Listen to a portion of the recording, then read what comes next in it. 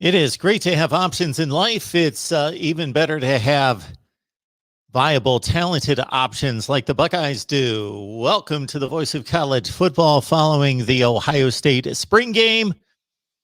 Glad to have everyone on board to talk Ohio State football and really, as you will know, college football in general. So we can talk about whatever team you'd like. This is specifically for Ohio State, but of course, you can talk about anyone you'd like. We finished up live stream about an hour ago with a wholesome one on Miami, so please check that out. It was quite the discussion on the Canes following their 11 a.m. spring game in Coral Gables. That was a good discussion that we had in live chat, so check it out. Like to get your take. I actually delayed this a little bit because I had to go back and watch the second half. I had quite the battle with the cable company today. That was number one. I won't go through that saga unless I become rather annoyed or something happens where I just feel like telling a story. But I had quite the battle with the cable company this morning. And then, of course, the Miami and Ohio State games overlapped. And because I had a Canes breakdown after the Miami game, we went with that. And then I went back and watched the rest of the Ohio State game that I missed just a few minutes ago, so that I would be prepared to talk to you. So keep in mind that the phone lines are open at 860-499-3332 to talk college football with you. Before I post the call-in number, I will point your attention to the bottom of the screen and the ticker that reads Shop Amazon using the link in the description section. When you shop Amazon, please use the link that we provide, and it helps us build the channel, and it doesn't provide any different experience for you. Same shopping experience at Amazon. Let's talk Buckeyes football. I just reviewed the comments coming down online in the Zoom call from Ryan Day, Thayer Munford, and Zach Harrison as well. Really nothing there that wasn't just typical coach and player speak. Nothing really to gain from that. I enjoyed thoroughly how the spring game concluded with the touchdown pass in the corner of the end zone by the pylon, I should say, from Jagger LaRoe. A couple names we probably won't be discussing too much this fall. Jagger LaRoe and Sam Wigloose with a touchdown reception. It was a thing of beauty. Right over the defender. Nice catch. Had to turn, get the feet down, stretch the football over the pylon for the game concluding touchdown. Not a game winning touchdown, but a game concluding touchdown, a spring session concluding and ending walk-off touchdown by the Buckeyes. All right, let's get right to it.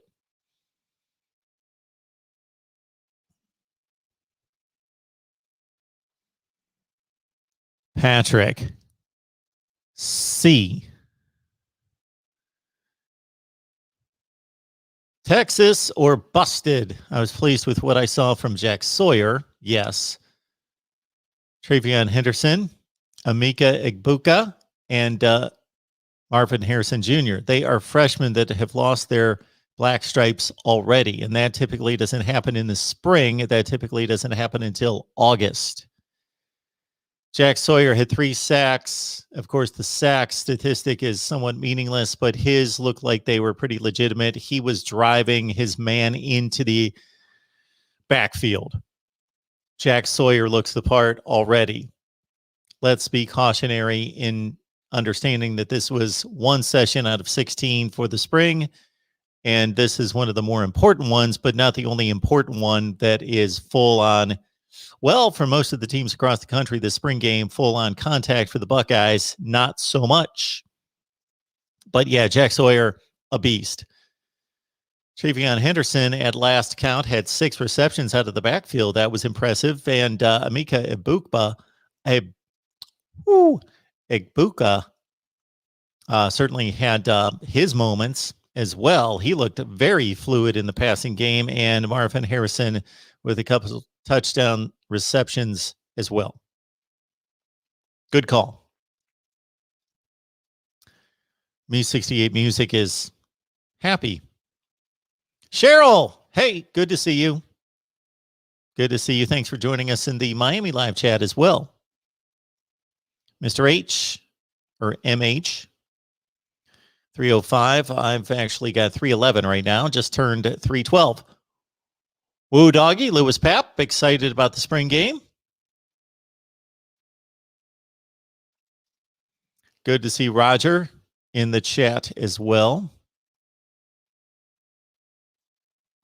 Me68 Music, thank you so much for letting everyone know and reminding them not just to jump in here and enjoy the conversation, but smash that like button and give us a thumbs up.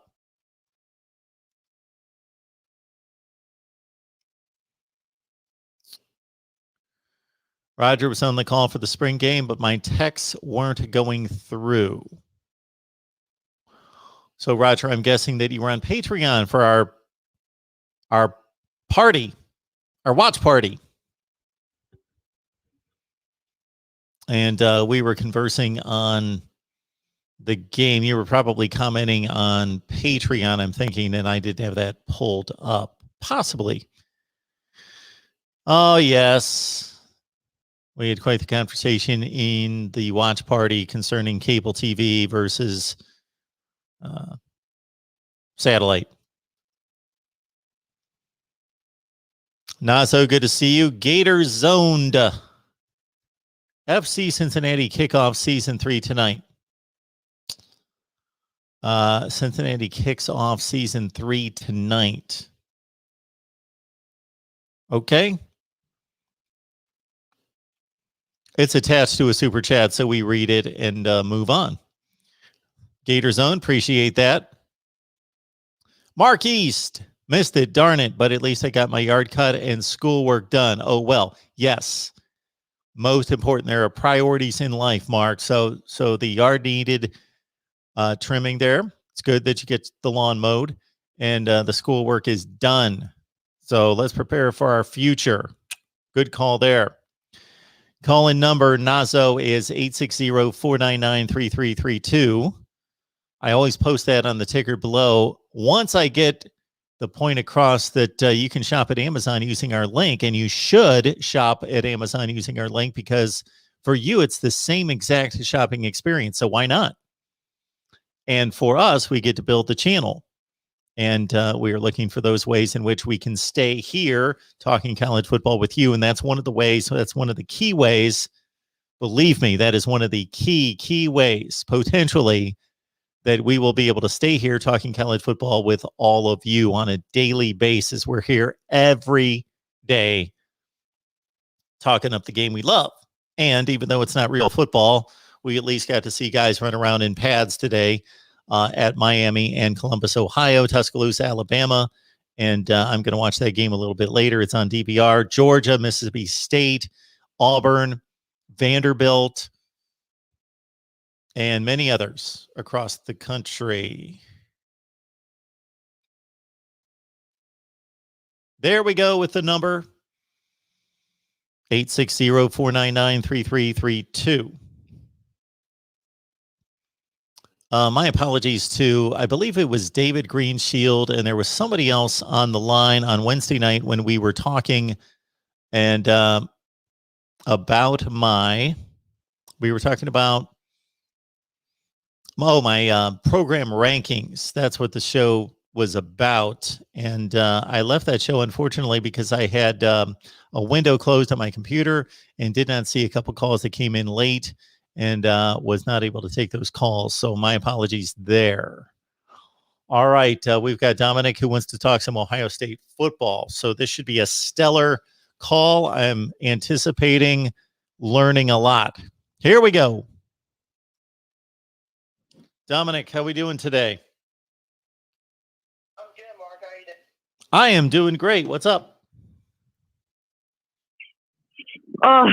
I wasn't able to watch the Ohio State spring game because of cable and stuff. But I'm able to check out the stats for the spring game.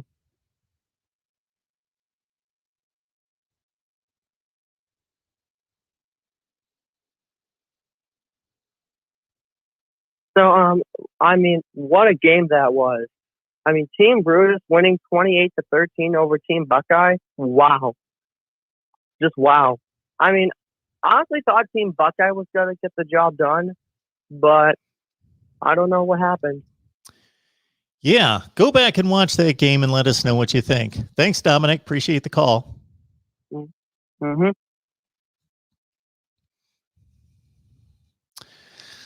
I don't have a mechanism here. It would be nice. I've got a voice recognition, but I don't have a mechanism to filter out morons. I don't have that. So anybody can call, and I will take any calls as long as there are no expletives involved in the call. I will take, we go from 0 IQ all the way up through the roof. So certainly for those of you, and the geniuses out there have been very hesitant to call me typically, but a lot of you are, of course, tremendous calls on a regular basis. I can name many. DeAndre comes to mind. Reasonable Gum comes to mind. The Rod Farva comes to mind. I take a lot of exceptional calls here. No doubt about that. All right. DF Sports was at the game. All right. I got my notes here. We're ready to roll with the notes, but I always like to hear from all of you first. So DF Sports was at the game. I was there. Stroud looked good. McCord was all right. Miller couldn't have been worse. Couldn't have been worse. Jones Jr. looked like an NFL receiver already. I'll get to the call in just a second. I want to respond to DF Sports. Well, thank you so much for the Super Chat contribution, DF Sports. I hope you and everybody else knows how much those are appreciated. Okay, DF Sports. Yes, I felt this way, that it looked like Kyle McCord ultimately has the best passing talent, not by a wide margin, but that Kyle McCord most likely has the best passing skills, talent. But that CJ Stroud is the best quarterback now. He looks the most fluid, the most combination of athletic, fluid, and able to run the offense and comfortable out there. Yes, Jack Miller, they were making assessments of the quarterback play after the game that I thought was rather strange on the Big Ten Network, where they basically said everybody looked good. And Jack Miller was decidedly, I don't know that he couldn't have looked worse. He threw one interception. I didn't see a replay to really see what happened. It was down near the goal line in the red zone toward the left pylon, that it was most likely his fault. But yeah, Miller decidedly was the third of the three quarterbacks on the field. There's no question about that. Ironically, he got to throw the most passes. And yes, the wide receiver core, my goodness, was pretty exceptional. All right, let's get to Derek on the Buckeyes spring game. And again, one more time, DF Sports, thank you so much for the Super Chat contribution. Derek, how's it going? Hey, Mark, this is Derek, as my name was said, but I'm also DF Sports in the comment. Oh, there we go. Section. So I figured, good timing. Yeah, I figured I'd just call in because I was actually at the game. It was, I don't want to say it was rough, but I think I just had high expectations for Jack Miller, especially. Kyle McCord, I figured with him being a freshman, give him time, but Stroud, I thought looked good because the others didn't look good. And it wasn't that Stroud looked bad. It was just Miller. I don't get it. I don't understand how, you see these clips from camp, and obviously they show the good stuff, but it was the complete opposite of what I hoped to see. And to me, I think if anybody tells you it's a quarterback competition for number one, I don't buy that. I think it's more of a competition for two at this point. But like I said in my super chat, the receivers are, it's obvious with the names, but the talent is unbelievable. Marvin Jones Jr. looked like a professional wide receiver. Marvin Harrison. I've been to Marvin Harrison. Gotcha. He looked incredible. He caught everything thrown at him. He just made it look easy. I think he will be kind of like Smith Najigba last year, got on the field a lot. I don't know how they're going to keep this guy off of the field. He's just that level of good. As far as the running back, Hendrickson, I think he'll end up starting. I didn't see a whole lot today. Defensive line, I thought looked really good. I was very impressed. I'm finally starting to see out of Zach Harrison what I think a lot of Buckeye fans are hoping for. The first few plays of the game, when he came off the ball, I mean, it was lightning quick. Looked great. Jack Sawyer, I think in like a year or two, he's going to have that Chase Young kind of build up, I guess you could say, where he puts on a bunch of muscle and just dominates because he's got that raw talent. So, I mean, overall, a lot of good, but there are plenty of things to be concerned with, in my opinion. So are your concerns still the back seven on defense when you say concerns? Yes, because I think, the receivers being as good as they were able to pull off a few big time catches. I know you saw Garrett Wilson make a really, really good catch. And there were some others, but it's hard to tell with so many guys being in and out from last year to this year. And with the quarterback play not as good as hoped, it's hard to tell. I was impressed with Ransom. I think he's going to be really good, especially now that he's going to get more of an opportunity compared to last season. But I still have some concerns.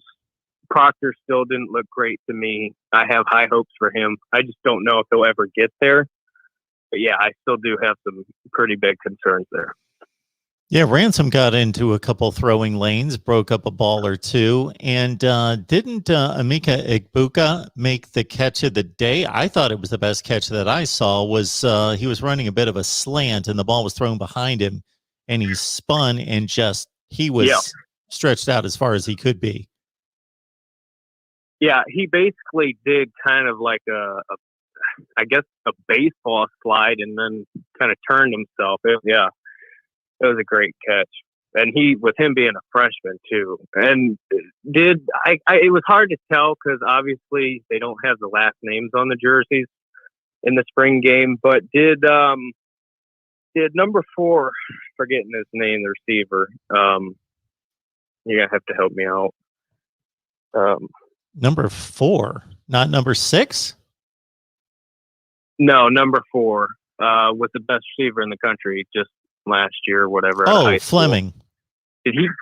Yeah, Fleming. Did he get on the field at all? Because I thought I saw him once, but like I said, with their no last names, I know that he was on the field from him being identified on the broadcast, but I don't know how much he was on the field. Let's see, Julian Fleming. I haven't seen the stats for the game, but I don't know. I'll see if I can find those. I don't know how they're going to use all these receivers, but it's whoever is taking snaps is going to have plenty to throw to. That's for sure. Yeah, definitely. And that's one of the reasons why I wanted to see, and it's difficult to tell on TV. You were at the game where you get that bird's eye view, almost that coach's film look of the 22 on the field, because to me, that's great that you're able to pick out that Zach Harrison was that explosive off the ball, but generally it's difficult to tell offensive and defensive lines, and especially in the run game. But for me, it's a spring game, even played with no tackling, is similar as you can get to real live game action at the wide receiver and DB positions, and you can see them go at it. Cheryl's telling us on the live chat that Fleming did not play. Oh, yes, that's being backed up by Sue, who says Julian Fleming was injured and did not play.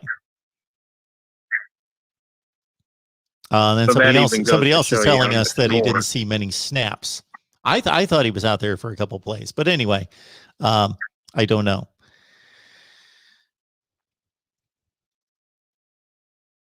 So quickly, what do you think about this running back situation? Because I thought Crowley did a did a fine job. Chambers got in there a lot. Pryor and all these guys. It just seems like a big room. This is a big room. From the TV perspective, what did it look? Did anybody look any better? This is what I like about the two new guys, Pryor and Henderson. Again, it's impossible, nearly impossible to evaluate and compare their running styles and who's going to break tackles and all of that and who's going to run away from people. But those guys, we know that Master Teague is a non-factor in the passing game for the most part. And those guys catch the ball easily. They can turn their hips. They can swing around in the flat, catch the ball wherever it's thrown, and get upfield. And so just to have that option in the passing game when Travion Henderson and Evan Pryor are in the game, I think is a pretty significant upgrade. Now, whether those guys can pass pro at this early stage in their development is probably a concern. And one thing, I don't know if you would notice, but it does seem like Travion has put on a little bit of size. Because coming out of high school, he did look like he was on the thinner side. It looks like he's bulked up. And to take that same theme, I can't really respond to that, but to take that same theme to another player that you already brought up is that Marvin Harrison, as a freshman, already looks like he's a guy that could be a factor in the goal line in terms of boxing out smaller defensive backs, where he's already not even had a couple months in the weight and training program, and he's already that developed as a high school player to be able to be a physical factor down near the goal line and use his size and his strength, even at this early stage of his development, to be a factor. That was probably the most noticeable thing with him, other than the fact that he caught literally everything.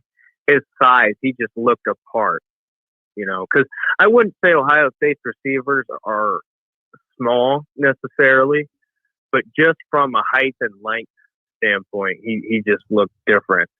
And he obviously used that to his ability. And I would say the same with Emeka Buka. He also, from a physical standpoint, he looked, I guess, ready to go is the right word to say. Mm-hmm. It's not like he was undersized or needed a lot of development, Yeah.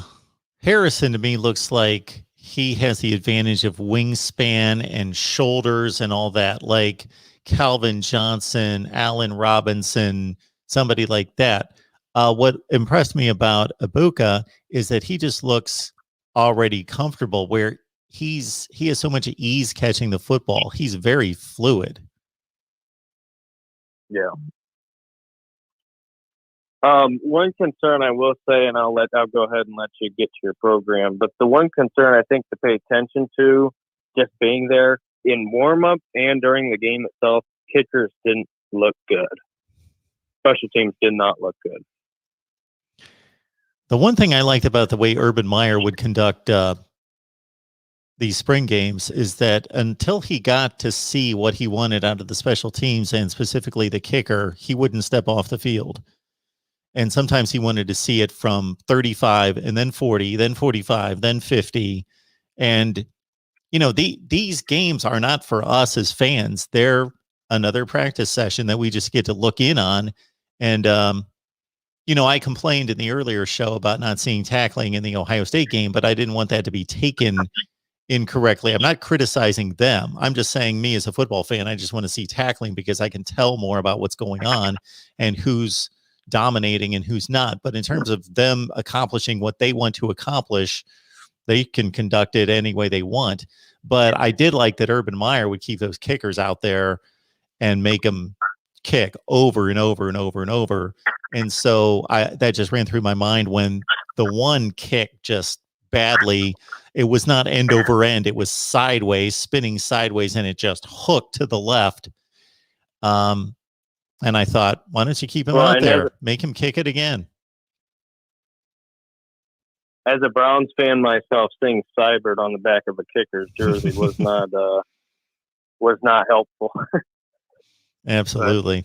But anyway, Mark, thank you for taking my call, and I will hang up and listen to the rest of your show. Appreciate that, Derek. Have a good day.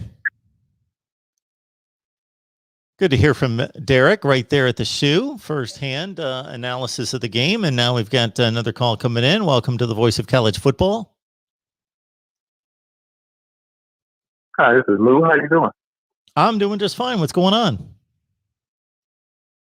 Oh, nothing much. I watched the game on the Big Ten Network. So I just wanted to call in, chime in, but listening to the show for a while. First time calling in. Buckeye alum from class of '95, so I'm an old head. Still, of course, root for my team. So very nice. I was pleasantly surprised with. Yeah, absolutely. Thanks for having me. I think the thing that just stood out to me was just the overall talent on the team. You can see whether it's young or old or inexperienced. Just the fact that just Ryan Day's just done a great job of just stockpiling talent at so many positions. And I'm not like one of these guys who just want to scrutinize the QB position. I know all three guys are talented, and whoever's the best one for the team is going to be the one taking the snaps on day one. So I remember watching Justin Fields spring game and everybody overreacting to that. And for me, it's a neat point to even go through that. So yeah. So very, very, very excited about the future. I think for me, of course, you want to see the defense and improvement in the secondary, but of course, with so many guys out like Banks and Cam Brown, you got two very talented freshmen that haven't even hit campus yet. But it was still just good to see. Just looks like the versatility they're going to try to have with that bullet position, having Craig Young and I think Ryan Hickman and maybe even Court Williams when he's fully healthy step in and be able to maybe implement that 4-2-5 and a few other things just to help out, against more spread offenses. So yeah, I'm just happy with the overall talent. Nobody got hurt. I was scared when Garrett Wilson went down. I thought, oh Lord, not now, but it worked out. Well, thanks for the call, sir. We appreciate you calling in for a first time, and it's great to have you here. Buckeye alum from 1995. Obviously, that was quite the year for Eddie George and company. Absolutely. Yeah, see, he just got hired, I think, at Tennessee State as a head coach, so happy for him. I think he lived a couple of streets over from me back then. I was on East State Avenue right there off of High Street back then. So, yeah, just seems like yesterday, and now look at it. Old man. Well, I've still got a couple of years on you, so don't feel too old because that means that I've got to too. All right, sir. Well, call back anytime. All right, I absolutely will. Keep up the great work. Thank you so much. Have a good day. Got another Buckeye call coming in here from our guy, David Greenshield. Welcome in, David. Well, hi, and how are you, Mark Rogers? It was an entertaining spring game, well, to some extent. Did you get a chance to watch most of it? I know you're doing the Miami as well. I did. I was a bit divided there for the first half and trying to watch both at the same time. And then I hit DVR and I did the Miami live stream and was able to go back and watch late second quarter, entire second half uninterrupted. And that's why I pushed off this live stream because I wanted to watch the entirety of the game. Yeah, I mean, from what I observed, number one, Brian Hartline's recruiting is just amazing because I mean, the amount of depth at the wide receiver has just set up Ohio State for years to come.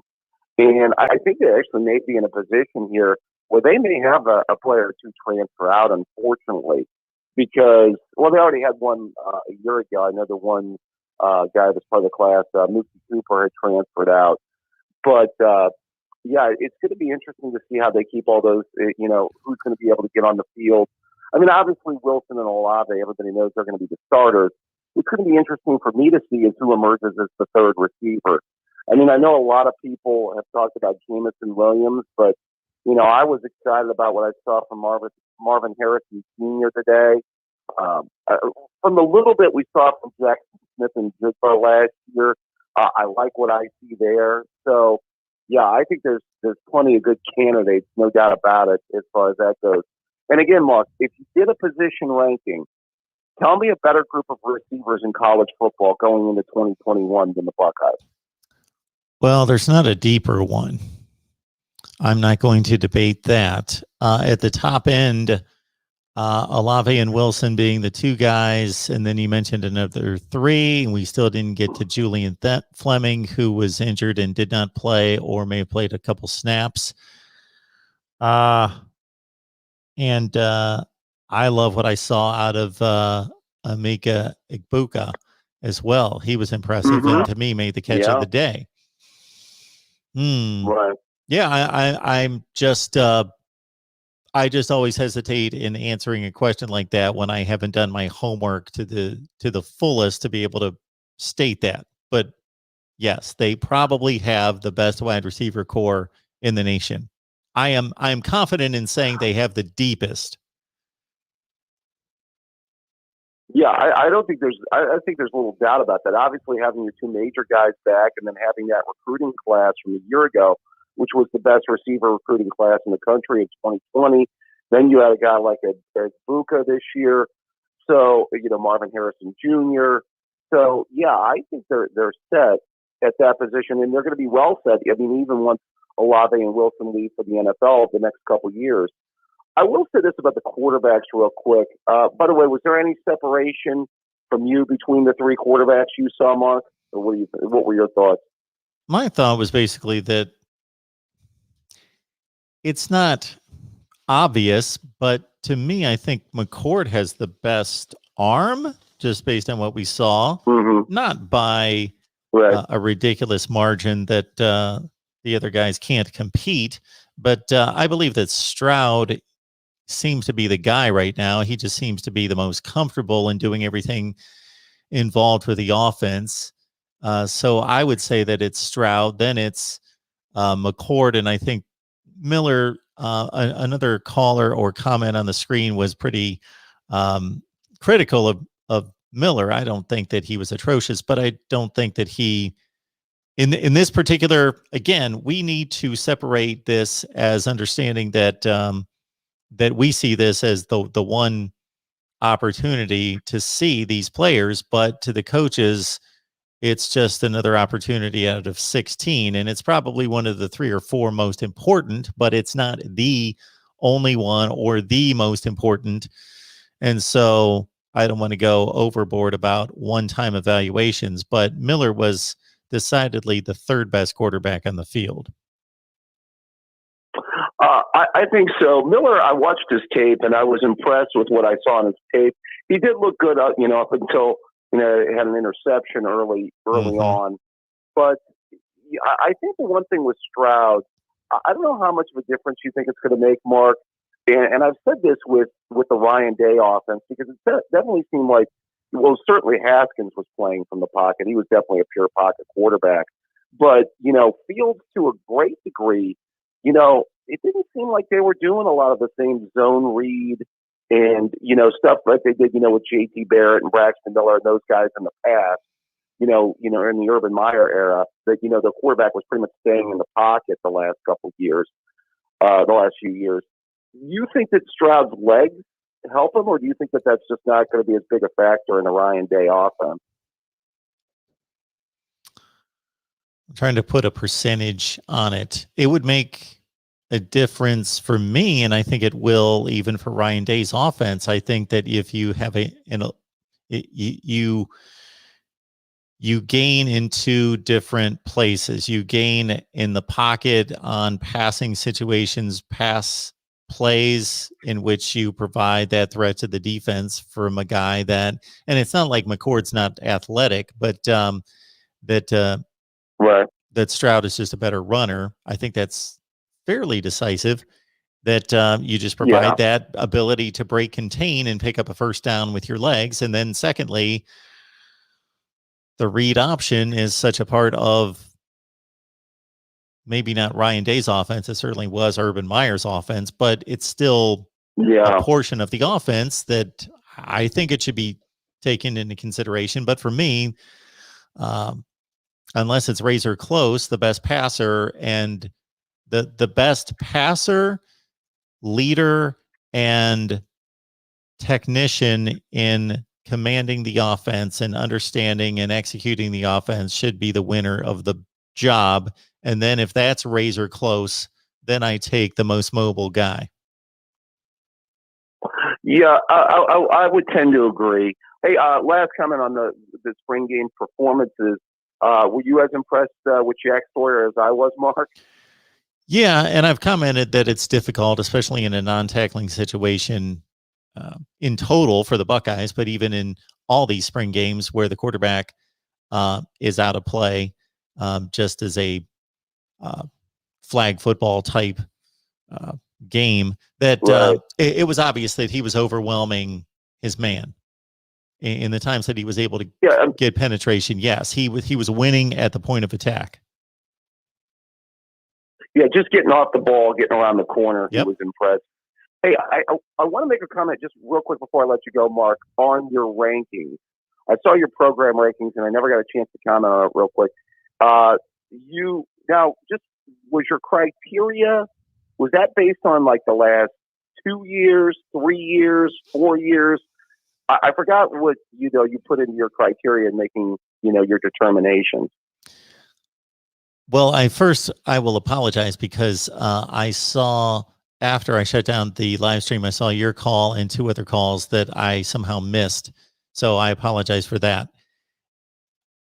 Basically, in the video that I posted, I displayed at the bottom of the screen everybody's 4-year record, but I did not want it to be overemphasized that I was evaluating programs based on the last 4 years. My assessment is where the program stands right this second, going into 2021. And so there are going to be diminishing values or returns based on what they did in 2020, 19, 18, 17.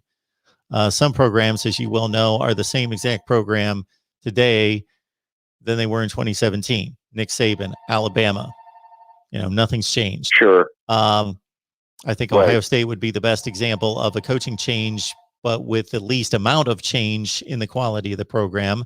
And then you've got situations out there all over the place where these programs are quite a bit different than what they were 3 or 4 years ago. So that was just as a point of reference in how they've performed recently. But my attempt was to rank the program today, April of 2021. This is where I believe this program stands in college football, with the condition that it would be impossible for me to go into the categories of facilities and all those things to tend to make a judgment call. But I'm not going to sit here and do hundreds of hours of research to compare Central Michigan's facilities to Eastern Michigan's facilities. So as much as I would like to take it to that degree, it was basically an evaluation of roster talent, 2020 performance, and how much I thought that was relevant. With some teams, it's not as relevant. Washington, Arizona State in particular, and then their head coach and their coaching staff, and how good I feel about their trajectory toward the future. Yeah, I would just make a quick comment on that. I heard one of the points that you had made that you really felt, and I think it's obvious that Ohio State, the last 2 times they played Clemson, had outplayed them for 6, maybe even 7 of the 8 quarters that they played against them. I think was your comment, right, Mark? Yep. Okay. I actually would. I just have to, because I have Clemson as a playoff team coming into this year, and kind of like my early predictions, and I have Ohio State at 5th. So I might give Clemson the slight edge coming into this year, and I over the last few years I do have to give them their due credit, even though I know we were the better team in 2019, as well as obviously proving it on the field in 2020. But I just think body of work, what they've accomplished, and obviously I think even going into this year, I still might put them in the 2 slot. I just based on me, and that's being an objective Ohio State fan, because you know how big of an Ohio State fan I am, Mark. So I guess for me, it's similar to making a comparison between Georgia and Oklahoma. Yeah, if I'm going to make the evaluation of accomplishments, then other than Georgia reaching a national championship game in 2017 and coming within a whisker of winning it, Oklahoma's accomplished more than Georgia, but they also have a lot of built-in benefits to not having to get through the number one program in the country to get out of their conference, Right. and just flat out playing in a better conference. So I gave Georgia the nod over Oklahoma just because I think I was trying to not necessarily just base it on accomplishments, but I legitimately think that Georgia, until proven otherwise on the field and by Oklahoma confirming that their defensive upgrades are permanent, are going to take hold against quality competition, I still think Georgia's a better program right this second than Oklahoma, or they have a better roster / coaching staff. And I hesitate in that because I think Lincoln Riley has proven himself more as a head coach in game than Kirby Smart, but I still gave the edge to Georgia. And in similar respects, Ohio State over Clemson, because I think Ohio State's had to face tougher competition in the Big Ten. And like you said, that I believe that Ohio State outplayed Clemson for 6 to 7 quarters out of 8 the last 2 years. And I think that means something. I'm not going to go crazy over one game. And I think those 2 through 5 spots are very close. I think the 1 to 2. No, they are. I think 1 to 2 is decided, and then 2 to 5 is close. Well, I think that there's a little bit of a gap. I would say there's a little bit of a gap between 3 and 4 and 5. But I think 4 and 5 are really close. I think 2 and 3 are really close. 1 is without question, and then 2 and 3 are close. But 2 and 3 have, in my opinion, separated themselves a little bit from 4 or 5, obviously. And the 4 and 5 comparison is very, very close. I'd go either way on Georgia. But I'm with you. Oklahoma not winning a playoff game yet, I might give Georgia the slight edge, and then playing in a better conference. So yeah, because if you look at Georgia, not only did they beat Oklahoma head-to-head, albeit a great game, overtime, then they went to the national championship game, and sure, they lost, but they are the only program, the only team since 2017 that has played Alabama 3 times, and each time they were up to the challenge in terms of playing them toe-to-toe in a game that they showed that they belonged. And in 2 of those games had a double-digit lead in the second half. Right. It's true. Right. Yeah, I think that Oklahoma played Alabama in 2018. You know, just weeks after Georgia led Alabama by 2 touchdowns in the fourth quarter of the SEC championship game, which you could almost call the extension of the playoffs, and lost 35-28. Oklahoma couldn't hang with Alabama a couple weeks later. Yeah, I mean, Georgia's been so close. I mean, I have them as an early playoff team. It'll just come back to quarterback play like it always does for them. Mm-hmm. So. Well, as always, a pleasure, Mark Rogers. You take care of yourself, my friend. Thank you, David. I appreciate it. Mm-hmm. Bye-bye. And in assessing the quarterback situation, there was a conversation by James Laurinaitis and Joshua Perry after the game. And Joshua Perry, of course, being in the locker room firsthand, had great insight into the 2015 decision that Urban Meyer had between Cardell Jones and JT Barrett, and was pretty forthright without being critical of what that did to the team. And it got me to thinking of what my assessment of the quarterback situation was going into listening to that conversation. So I may have something to say concerning the Ohio State quarterback situation once I get my thoughts together on all of that, and could release that in the next few days. Chris Smith has Iowa State winning the Big 12. I could see that. They've got the most experienced team coming back with I heard the other day, I don't know if this is accurate, 21 of 22 roster spot, or 21 of 22 on the 1 deep on the depth chart coming back. I don't think it's quite to that degree. They bring back one of the best tight ends in the nation, one of the best running backs in the nation, one of the best quarterbacks in the nation, at least a top 10 to 15 quarterback. Their best wide receiver, Mike Rose on defense, their best player there. Most of their production across the board on defense. Iowa State, if they're going to challenge and upend Oklahoma, this would be the year to do it. So maybe they do get in the playoffs. I would love to see some fresh faces, some different colors in the playoffs, and Iowa State would be one of those teams that could make it happen. Oregon could make it happen.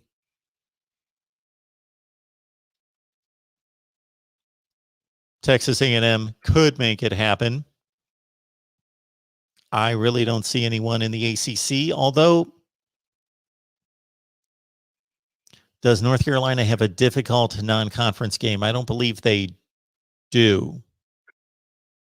And then North Carolina is going to play an ACC coastal slate and face Clemson and possibly a winner-take-all for the college football playoff. So maybe North Carolina can get it done, especially if Clemson can't keep DJ Uiagalelei healthy for the entire season.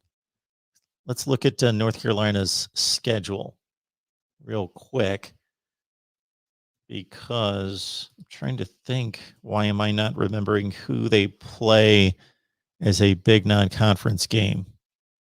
They got to be playing somebody.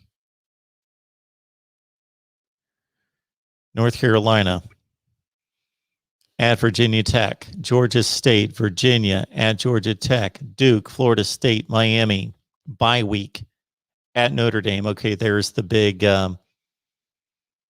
non-ACC game, was an ACC game last year. Wake Forest at Pitt, Wofford, North Carolina State on the road.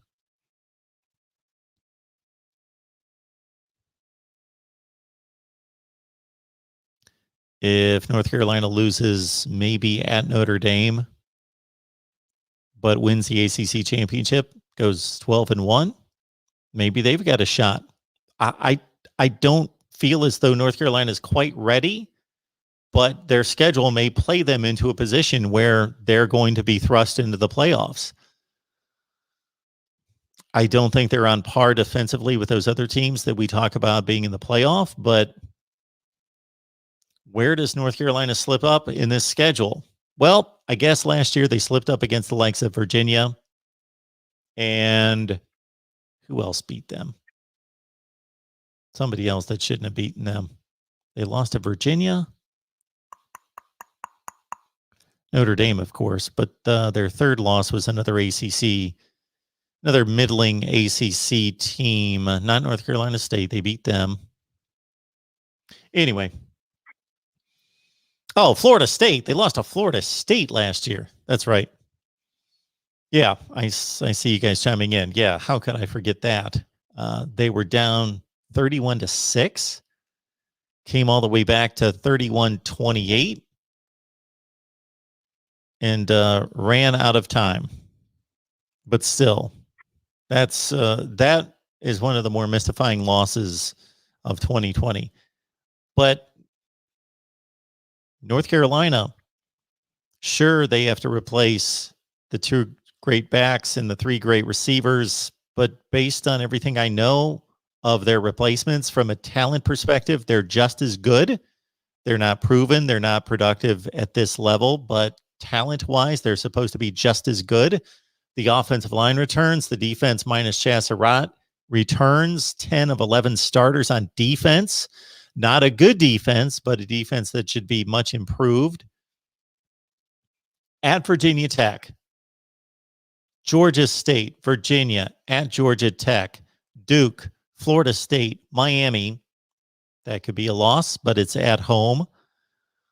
Bye week at Notre Dame, Wake Forest at Pitt, Wofford at NC State. Who's capable of beating them? Well, I'm going to stretch this to upsets because we see double-digit upsets in college football almost every week.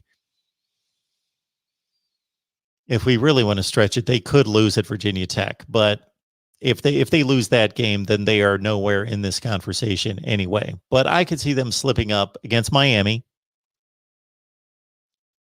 on the road at Pitt, on the road at NC State, in addition to, of course, what should be basically a toss-up game on the road at Notre Dame. But North Carolina, if we want to look for fresh blood in the college football playoff this year, it comes via Iowa State first and foremost, Oregon, North Carolina, Texas A&M. I would be shocked if it came from anywhere else besides those four. Iowa/Wisconsin, boy, they would have to make it through a Big Ten schedule plus beat Ohio State in the championship game. And Iowa has to get through Iowa State, Wisconsin's big non-conference games against Notre Dame. Does anybody else have any other fresh faces for us? So I went through all that coming off the comment made by somebody about Iowa State possibly making, I think it was Chris. There it is right on the screen. Iowa State going to the playoffs. So I'm intrigued this season by Iowa State from a playoff perspective, Iowa State, North Carolina, Oregon, and Texas A&M. From the standpoint of just being intrigued by teams, I'm curious to see if the improvement I saw from UCLA and Chip Kelly will continue this season. So UCLA intrigues me. I want to see if Jimmy Lake is going to continue Chris Peterson's tradition there at Washington. I'm intrigued by Arizona State with Herm Edwards. He talks a good game. Everything looks good. The vibe is great. People love him. He's got an NFL coaching staff. He's recruited fairly well. He's got now a sophomore / however you want to count it based on the COVID guidelines, sophomore / junior quarterback in Jaden Daniels, who's one of the best in college football potentially. He's got a bevy of running backs and wide receivers who were fresh and new and inexperienced last year. Unfortunately, they only got to play 4 games. So they're still probably in the same boat there. Yeah, Chris Spielman's a really good announcer. I like him too, Mark. Love Chris Spielman. I'm saddened that he's moved on to the NFL games. So I'm intrigued by Arizona State, to a lesser degree, UCLA and Washington. But my team of intrigue in each conference would be Arizona State in the Pac-12. My team of intrigue in the Big 12. And I'm not talking about necessarily a team that's going to contend for a playoff spot, because I just named that as Iowa State, of course. I'm interested in TCU. I am interested in TCU. I'm interested in the Big 10. Iowa. I think Iowa could have a big year. In the SEC, I think there's all sorts of interesting teams. Ole Miss, Mississippi State, Florida, losing all that offensive talent, seeing if Dan Mullen can make up for that. And in the ACC, besides North Carolina and Miami, is there a team of intrigue? No, they're all pretty much that 7-5. Louisville, Wake Forest, Boston College. Boston College intrigues me to a certain extent. I like Jeff Hafley.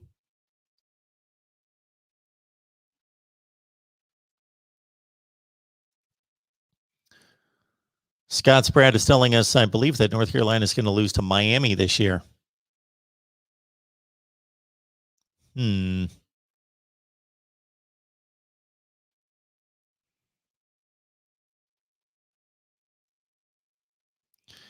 So we were talking about Ryan Day's decision and the best timing for that decision and the best selection. Of course, Texas or busted says here, I trust Ryan Day in making the decision in early fall camp on which quarterback gets the keys to the sickly loaded, potent offense. I don't necessarily know if it's going to be early. I think that he's going to have his pecking order going into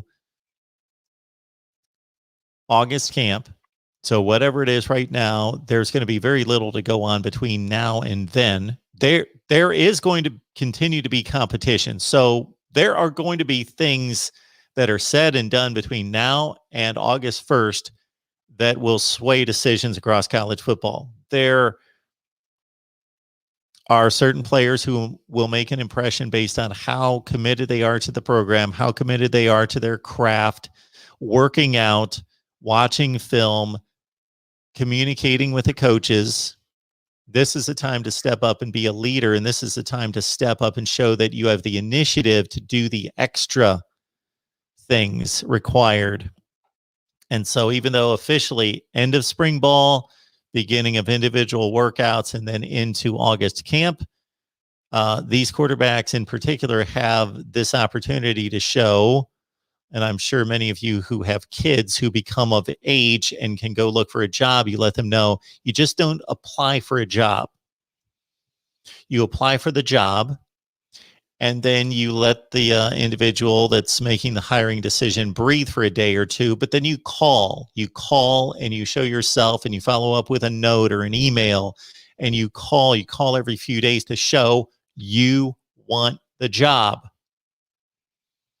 These quarterbacks are going to show that they want the job by communicating with their teammates, especially the wide receiver core, maintaining contact with them, building relationships, getting out with them, throwing the ball, learning the playbook, asking their coaches probably nuances about the playbook and about the plays, and wanting better understanding about defenses and coverages and the playbook.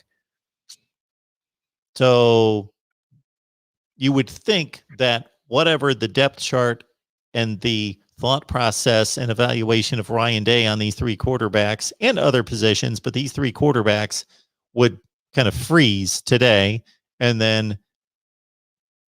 be lifted and start back up with the competition starting on August 1st, but not necessarily. But I think it's going to take a few weeks into August, I believe, before Ryan Day is going to make a decision. He may have it in the back of his mind. Okay, it's Stroud, but let's just keep watching these guys. It's going to be Stroud. It's going to be Stroud. I got Stroud in my brain, and he's the guy he looks the part. He's got the offense down, but man, McCord's good. Okay, I want to hold off. I want to see some more because we still have 12 days left. I think it's going to be a decision, and I could be wrong, of course, that it's going to come down to Ryan Day finding that sweet spot of, I don't want to take this team all the way to the Friday before the first game, or they're playing on a Thursday right before the first game. But he wants to see him for 2 or 3 weeks in August. I think it's going to be a decision that's going to be known game week, like Sunday, Monday of game week at the latest, at the earliest 2 weeks before game one. So in that 4-day to 14-day window before the first game. Not like what we all experienced and remember from 2015 when Ohio State hit the field in Blacksburg to take on Virginia Tech, a team that had defeated them the previous year. And Urban Meyer still had not told anyone. Who knows what was going on in his head? The team didn't know. The players didn't know. The two quarterbacks didn't know. And then he went with Cardell Jones, who held the job for, I think, 7 weeks, and then was benched against somebody. And then, of course, JT Barrett won a couple of games before the Michigan State game. Then they had the debacle against Sparty in Columbus. Then they finished off with a big Michigan game. Ezekiel Elliott and company 42-13, and then the bowl game, and JT Barrett closing out the last 5 or 6 games of the season. But that was not the way to handle it. So there are brilliant, great, all-time great Hall of Fame coaches who have botched quarterback situations. That would be one, and it's easy to talk about it after the fact. So I realize that it's easy to criticize it afterwards. But also Tom Landry in 1972. No. 1970, 71. Had a great young quarterback in Roger Staubach. When I say that he was young, he was inexperienced, but he wasn't young because he had to fulfill a 5-year naval commitment. And he had Craig Morton and Tom Landry in all his brilliance, maybe one of the great minds in the history of football. Probably is the author of more innovations than anyone in modern football. Actually could not decide to the point where he shuttled the quarterbacks in play for play. They alternated plays. Ridiculous, dumb. And he later admitted that's the stupidest. I think he phrased it as, that's the biggest mistake I ever made as a coach. John Cooper. My goodness, this went on forever.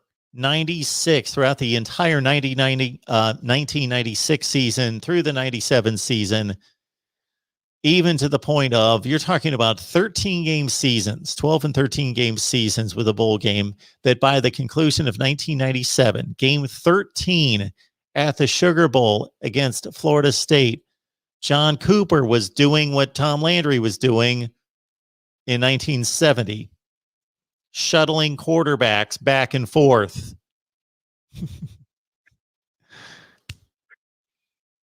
You need a leader. There needs to be a leader. And some people are natural leaders, and leaders emerge on both sides of the ball at different positions. But the quarterback inherently has to be one of those leaders, regardless of whether he's a leader or not. And then if he's not a leader, he's probably not going to win the job anyway. But that leadership has to come from the quarterback, and you don't have a leader when he's standing on the sideline 50% of the time. Plus the continuity of the offense.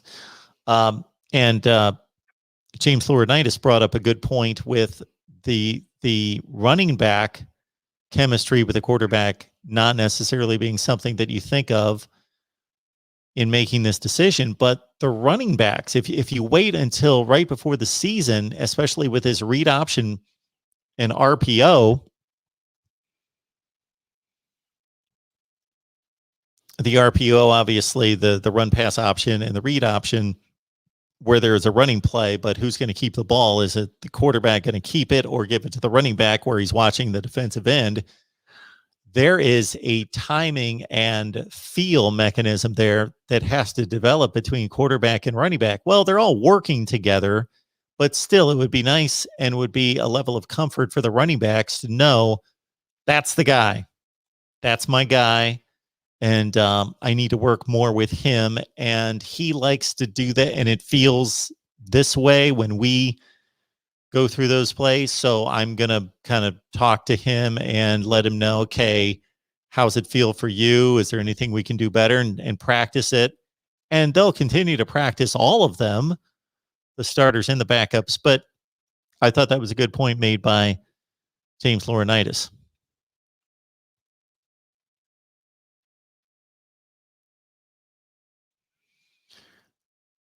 Texas are busted. Not deciding on one quarterback has cost the Buckeyes 2 likely national titles in my lifetime.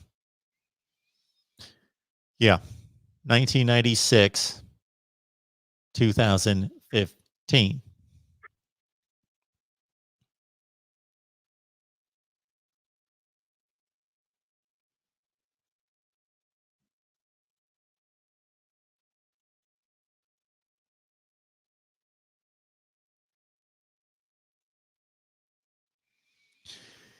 David says, I think JT took over in 15 after the Penn State game, 2015 Penn State game. That would have been the 2015 Penn State game.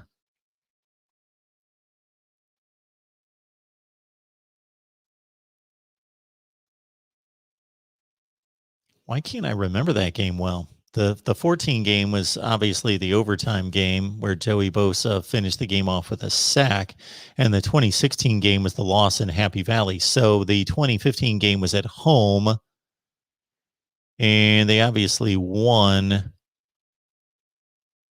Was that Saquon Barkley's coming out party.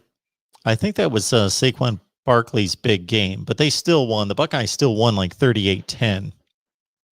Yeah, it's coming back to me. I think that was a 38-10 game. Yeah, I check on these things just because I'm a nerd and I want to know everything. Ohio State. And to think, I used to be able to, this would have been nice. I should have had this channel and this show like 15 years ago, because you guys would have all been much more impressed and satisfied with me because I didn't forget anything then. I remembered the score of everything then. Now they're starting to seep out of my brain. Yeah, 38-10. I got it. All right. Yeah, Saquon Barkley had a big game, though. 38-10. That's when Barkley had a couple, 2 or 3 big games. He didn't play early in the season, the first couple of games. This was game 7. Good call, David. This was game 7.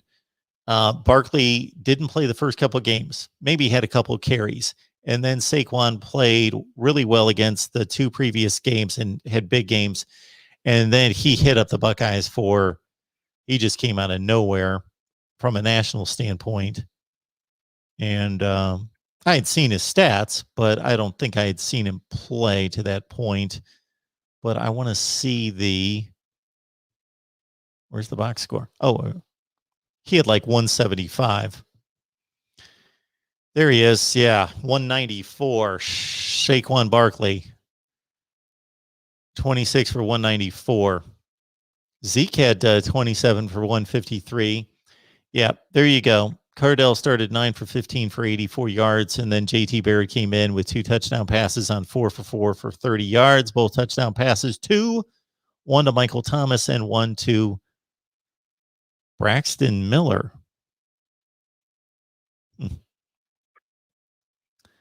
Despite only scoring 10 points, Christian Hackenberg only threw 13 passes.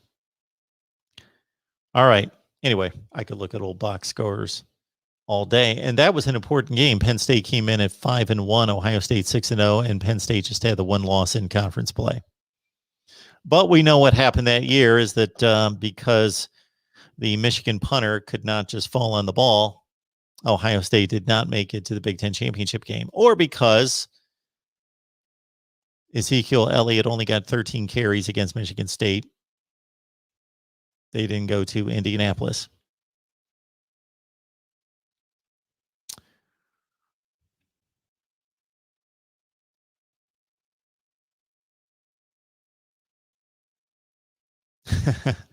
I know it, Lewis. Man. Tell ya. I used to love remembering everything. All right. Good stuff with all of you. Appreciate over 100 on the line. I've got to admit, though, that this is what happened when I devised our off-season schedule. There were a number of factors involved, but there were a number of factors involved, but I'll let you in on a few. Was that I used to just have these live streams all over the place. You guys know that have followed me for a long time. I used to jump on here at 2:00 in the morning with live streams, and you guys had no idea when I was going to do live streams. But I wanted to put together an off-season schedule, and at that point, I had what came under what is called the secret day job. For me, it was anything but secret day job at the Worldwide Leader, but that took up 50 to 55 hours of my time. So I just jumped on here whenever I could, and after the games and all that. Then I wanted to put together an off-season schedule that you guys could count on. And actually, it tells me on YouTube when all of you, my viewers, my subscribers, are online most frequently. And you know what time that was? 6 p.m. Eastern time. And so I thought, you know what? This is telling me, it's showing me, it's giving me a chart, a graph, and showing me that most of my viewers, the time at which most of my viewers are online is 6 p.m. Eastern time, weekdays. So that's when I'm going to do live streams. But it has shown me here we had about 130 on the line here during the Ohio State live stream, and we topped out around 160 during our Miami live stream. And when I do these 6 o'clock live streams, man, we have not fared as well as we did way back when I would get on at midnight, 1 o'clock, 2 o'clock in the morning, and I couldn't believe I would come on unannounced and all of you guys would be ready to jump on.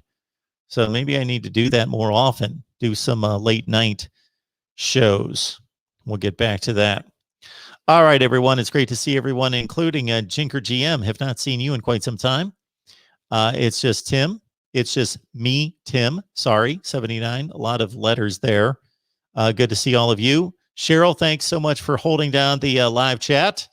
And keep in mind, everyone, to please like the videos. Do what this guy does. Lewis shares the videos on social media. Keep in mind, think of this. How do I phrase this? We know what's going on in society involving social media platforms. So just keep in mind that nothing is permanent. Nothing is forever. And so I need to have other places where I can reach you and you can reach me and find me. So it is important. I cannot build a business that's entirely dependent on YouTube. So it's important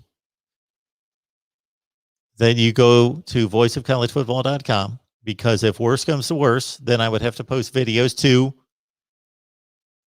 voiceofcollegefootball.com. So please register for free there. Am I getting my message across? Please. Hopefully I am. Because again, nothing can be guaranteed in this culture as the way things are being run right now. So voiceofcollegefootball.com. Please register for free at the top of the screen. Get 20% off your first purchase. You get a free mask if you want it. Even if you don't, could care less about a free mask. Please, I'm asking that you register for free.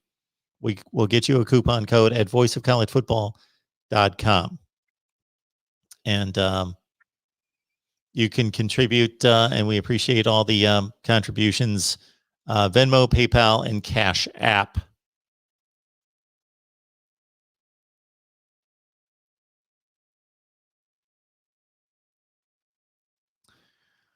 All right, everyone. I'm going to go watch the Alabama spring game. I'm going to check in to watch, hopefully online, be able to find Georgia, Mississippi State, and others. I will probably be back either late in the day live, or I will post videos on some other teams right here at the Voice of College Football. We will see you soon.